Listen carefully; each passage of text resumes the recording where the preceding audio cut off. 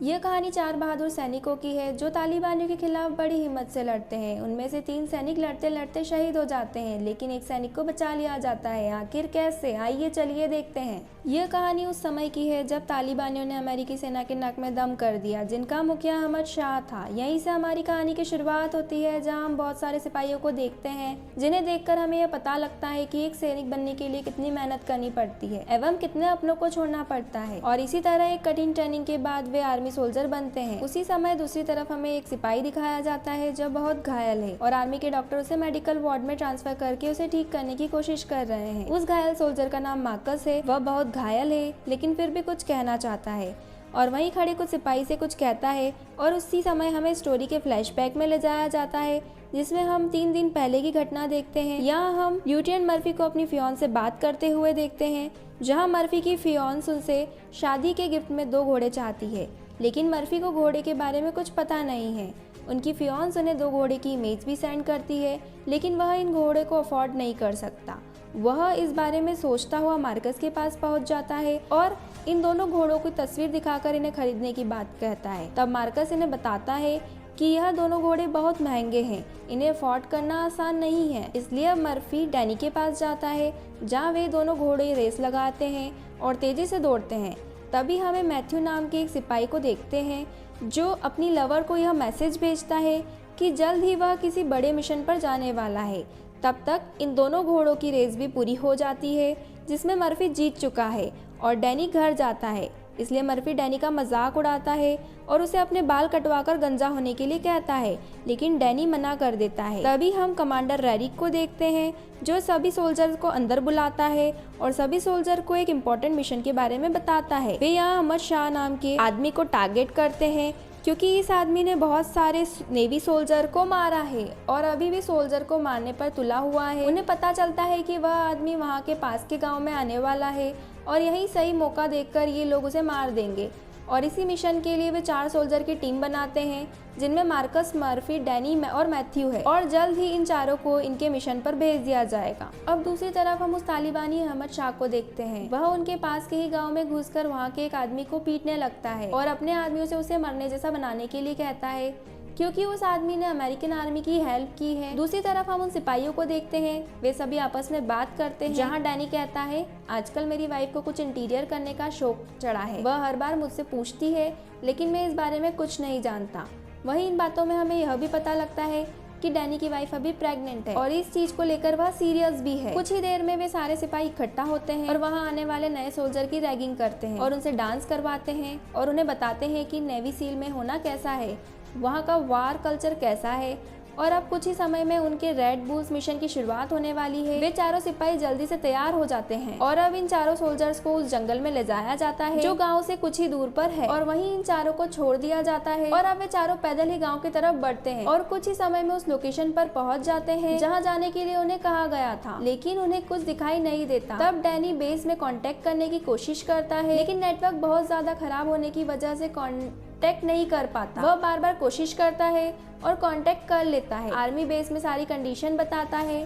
तब उन्हें army office के द्वारा एक और लोकेशन बताई जाती है जो कि गांव से बहुत पास है और अब वे चारों गांव के बहुत पास पहुंच चुके हैं, जहां मर्फी दूरबीन से गांव की सिचुएशन देखता है, जहां उसे अहमद नजर आता है और उसके साथ उन्हें बहुत सारे लोग दिखाई देते हैं जो उनके अंदाजे से कहीं ज्यादा है और इसी वजह से उन्हें अपने प्लान के सफल होने का शक होता है। इसलिए वे आर्मी में कांटेक्ट करने की कोशिश करते हैं, लेकिन कांटेक्ट नहीं हो पाता। तब वे चारों मिलकर वहां से थोड़ा दूर होकर हमला करने का फैसला लेते हैं ताकि उन्हें भागने का मौका मिल सके और तब वे ऊपर चट्टानों पर चढ़कर अहमद के करीब आने का इंतजार करते हैं। तभी मार्कस मर्फी से घोड़े के बारे में बात करता है, उसे बताता है कि किस तरह घोड़े खरीद सकते हैं। दूसरी तरफ डैनी को 3 चरवाही दिखाई देते हैं जिन्हें देखकर वे छूपते हैं, लेकिन उन तीनों में से एक बच्चे का पैर मर्फी के पैर पर पड़ जाता है और वे चरवाहे उन्हें देख लेते हैं। फिर वे चारों उन तीनों की चेकिंग करते हैं। यहाँ उन्हें उस बूढ़े आदमी के पास वॉकी टॉकी मिलता है। उन्हें इन पर शक होता है। वे चारों समझ नहीं पाते कि उन्हें क्या करना चाहिए। वे आर्मी बेस से कांटेक्ट करना चाहते हैं, लेकिन कांटेक्ट नहीं होता है। मर्फी अपने सेल फोन से कांटेक्ट करने की कोशिश करता है, लेकिन बिना बात किए ही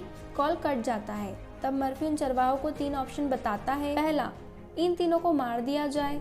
दूसरा, उन तीनों को यही किसी पेड़ पर बांध दिया जाए और तीसरा कि हम इन तीनों को मार दें। सभी की अलग अलग राय है, लास्ट में वे उन तीनों को यह कहकर छोड़ देते हैं कि हम किसी मासूम को नहीं मार सकते, और यही सोचकर उन तीनों को छोड़ देते हैं। इनमें से एक बच्चा जल्दी से भागकर जाता है और तालिबानियों को सब बातें बता देता है। इसलिए अब वे चारों पहाड़ों के ऊपर चढ़ने लगते हैं, क्योंकि वे जान चुके हैं कि अब सब कुछ बिगड़ने वाला है। वे वापस मैच से कांटेक्ट करने की कोशिश करते हैं, लेकिन नेटवर्क की वजह से कांटेक्ट हो नहीं पाता है। तब तक दुश्मन चारों तरफ फैल जाते हैं।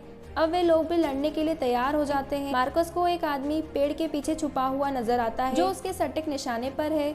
वह अपने साथियों को चौकन्ना कर देता है, क्योंकि इस आदमी को मारते ही जंग शुरू हो जाएगी। और अब मार्कस उस आदमी को गोली मार देता है।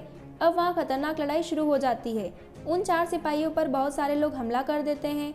वे चारों भी लगातार फायरिंग करते हैं। अंधाधुंध गोलीबारी होती है। बहुत सारे आतंकवादी मारे जाते हैं, लेकिन वे चारों सैनिक भी घायल हो चुके हैं। डैनी बेस से कांटेक्ट करने की कोशिश करता है और अभी उसके कंधे पर गोली लग जाती है। देखते ही देखते यहाँ के हालात बिगड़ने लगते हैं। वे चारों घायल हो चुके हैं। कोई कम घायल है तो किसी को चोट ज्यादा लगी है। वे यहाँ से किसी सुरक्षित स्थान की तरफ भागने लगते हैं, लेकिन रास्ता खत्म हो चुका है।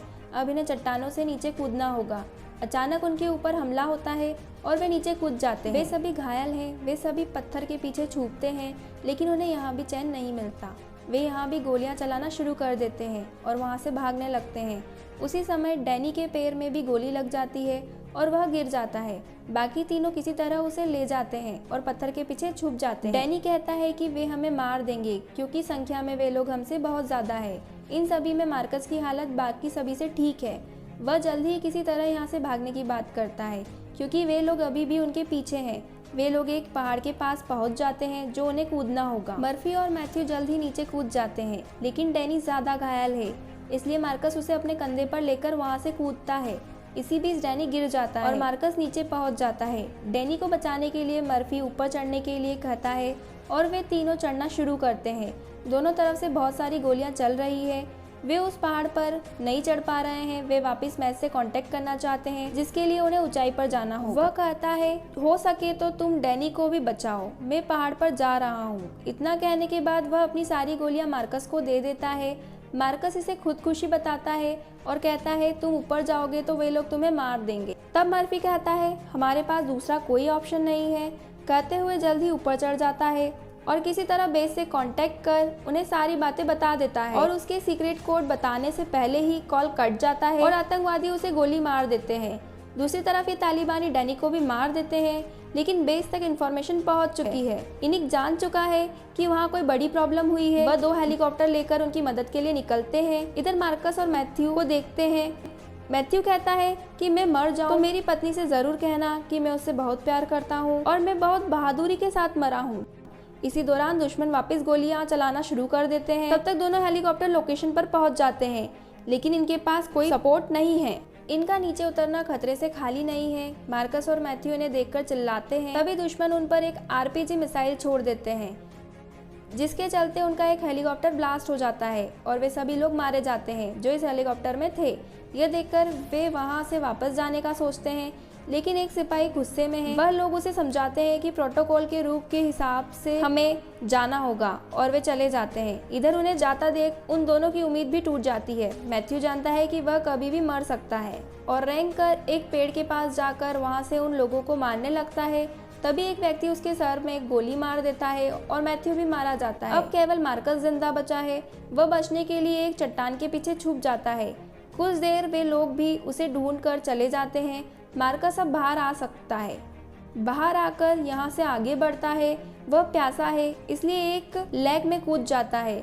उसे कुछ गांव वाले देख लेते हैं। यह देखकर वह बहुत डरा हुआ है, इसलिए ग्रेनाइट निकाल देता है। अगर तुमने कुछ किया तो मैं यह बम ब्लास्ट कर दूंगा। तब वे लोग कहते हैं कि हम तुम्हारी मदद करेंगे। वह डरते हुए इनकी बात मान लेता है और अब वे लोग उसे अपने साथ गांव ले जाते हैं। वे उसे किसी के घर में ले जाकर उसकी भाषा में बात करते हैं। मार्कस अपनी लोकेशन और एक मैसेज अपने मैप के थ्रू मैच तक भिजवाने के लिए कहता है, ताकि अमेरिकन आर्मी उसे बचा ले। उसी घर का दूसरा आदमी सोल्जर को देखकर गुस्सा होता है, तो मार्कस वापस ग्रेनाइड निकाल लेता है और कहता है कि कुछ गलत किया तो हम सब मारे जाएंगे। वे लोग उन दोनों को शांत करते हैं। अब एक बूढ़ा आदमी मैसेज लेकर वहाँ से मैच के लिए चल देता है। इधर तालिबानी खून के धब्बों का पीछा करते हुए उस घर तक पहुँच जाते हैं और उसे घसीटकर बाहर लाते हैं। और एक पत्थर के ऊपर लिटा देते हैं और उसे मारने वाले होते हैं। तो सब गांव वाले उन पर बंदूक तान देते हैं और मार्कस को बचा लेते हैं, लेकिन तालिबानी उन्हें वापस आने की धमकी देकर वहां से चले जाते हैं। मार्कस एक बच्चे से चाकू मांगता है, लेकिन बच्चा समझ नहीं पाता है और बतख लेकर आ जाता है। अब बच्चे के पिता चाकू लेकर आते हैं और खाने के लिए उस बतख को काटने लगता है, लेकिन वह मना कर देता है और चाकू से अपने घाव साफ करता है। अब वे लोग मार्कस के घावों पर पट्टी बांध देते हैं। वह खाना खाकर कुछ देर आराम करता है और इधर गांव वाले और तालिबानी जंग की तैयारी में जुट जाते हैं। अचानक अगली सुबह गांव पर हमला हो जाता है। तब मार्कस की इंफॉर्मेशन भी आर्मी तक पहुंच जाती है। वे गांव वाले किसी तरह मार्कस को वहां से बाहर निकाल कर ले जाते हैं। तभी तालिबानी उसे पकड़ लेते हैं। मार्कस घायल होने के बावजूद उनसे लड़ने लगता है। गांव वाले भी मार्कस को बचाने के लिए तालिबानी से लड़ते हैं। इसी बीच आर्मी सोल्जर भी वहां पहुंच जाते हैं और सारे तालिबानियों को मार देते हैं। कुछ सिपाही मार्कस को वहां से लेकर जाते हैं। मार्कस उस परिवार का धन्यवाद करता है जिनकी मदद से वह आज जिंदा है। वह आर्मी से उन लोगों को यहाँ से दूर और सेफ जगह जाने के लिए कहता है, लेकिन वे लोग मना कर देते हैं। वे वापस उनका धन्यवाद करते हैं और वहां से निकल जाते हैं। इसी समय हम मूवी के प्रेजेंट में आ जाते हैं, जहां डॉक्टर मार्कस का इलाज कर रहे हैं। जल्द ही मार्कस ठीक हो जाता है। अब हमें इस रियल लाइफ स्टोरी के हीरो उन चारों सोल्जर का एक खूबसूरत फोटो दिखाया जाता है। इसी समय मार्कस के यहाँ एक बेटे का जन्म होता है, जिसका नाम वे अपने फ्रेंड की याद में मार्कस रखते हैं। और अंत में उस परिवार को सम्मानित किया जाता है और हमारी रियल लाइफ सोल्जर स्टोरी का दी एंड हो जाता है।